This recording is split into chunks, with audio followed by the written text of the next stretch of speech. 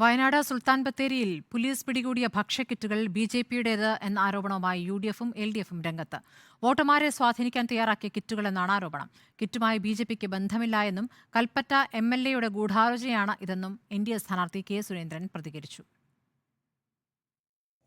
അരിയും പയറും പഞ്ചസാരയും മുറുക്കാനുമടക്കം നിത്യോപയോഗ സാധനങ്ങൾ അടങ്ങിയ 2000-ഓളം കിറ്റുകളാണ് ഇന്നലെ രാത്രി സുൽത്താൻ ബത്തേരി ടൗണിലെ മൊത്തവിതരണ സ്ഥാപനത്തിനു മുൻപിൽ നിന്ന് പോലീസ് കസ്റ്റഡിയിലെടുത്തത്.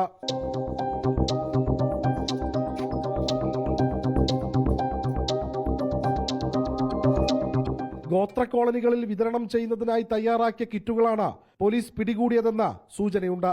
സംഭവത്തിന് പിന്നിൽ ബിജെപി ആണെന്ന ആരോപണവുമായി യുഡിഎഫും എൽഡിഎഫും രംഗത്തെത്തിയിരുന്നു.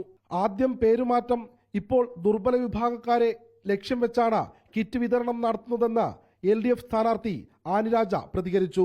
ഉത്തരേന്ത്യയിൽ പരീക്ഷിച്ച് ചിലയിടങ്ങളിൽ വിജയിച്ച ചില ഇത്തരത്തിലുള്ള തന്ത്രങ്ങൾ ഈ കിറ്റ് വിതരണവുമായി ബന്ധപ്പെട്ടായിരുന്നാലും ശരി, അത് പരീക്ഷിക്കുക. ആ തന്ത്രം ഈ കേരളത്തിന്റെ മണ്ണിൽ പരീക്ഷിക്കുക, വയനാടിന്റെ മണ്ണിൽ പരീക്ഷിക്കുക എന്നുള്ളത് ലക്ഷ്യം വെച്ചുകൊണ്ട് നടത്താൻ ഉദ്ദേശിച്ചിട്ടുള്ളതായിരുന്നു ഇത്. എന്നാൽ ഗൃഹപ്രവേശത്തിന് ക്ഷേത്രത്തിലെ അന്നദാനത്തിനായി ഭക്തർ നൽകിയ കിറ്റുകളാണിതെന്നും ബിജെപിക്ക് ഇതുമായി ബന്ധമില്ലെന്നും സംസ്ഥാന അധ്യക്ഷനും എൻഡിഎ സ്ഥാനാർത്ഥിയുമായ കെ സുരേന്ദ്രൻ പ്രതികരിച്ചു. ഗൃഹപ്രവേശത്തോടനുബന്ധിച്ച് ഒരു ഭക്തൻ ആ ക്ഷേത്രത്തിൽ ഒരു അന്നദാനത്തിന് വേണ്ടി ഉണ്ടാക്കിയിട്ടുള്ള കിറ്റാണ്. അത് വീട്ടുകാർക്ക് കൊടുക്കാൻ വേണ്ടിയുള്ള കിറ്റാണ്. ഞങ്ങളുമായിട്ട് എന്ത് ബന്ധമാണുള്ളതിനുള്ള? സിദ്ദിഖാണ് അത് ആദ്യമേ പറഞ്ഞത്. അതിന്റെ ഉള്ളിൽ ഒരു വലിയ ഗൂഢാലോചനയുണ്ട്. ഞാനത് പിന്നീട് പറയാം. സംഭവത്തിൽ പോലീസ് ഇതുവരെ കേസെടുത്തിട്ടില്ല. ബിജെപിക്കെതിരെ വ്യാജ പ്രചരണം നടത്തിയവർക്കെതിരെ നിയമ നടപടികൾ സ്വീകരിക്കാനൊരുങ്ങുകയാണ് സംസ്ഥാന നേതൃത്വം. റിപ്പോർട്ടർ, വയനാട്.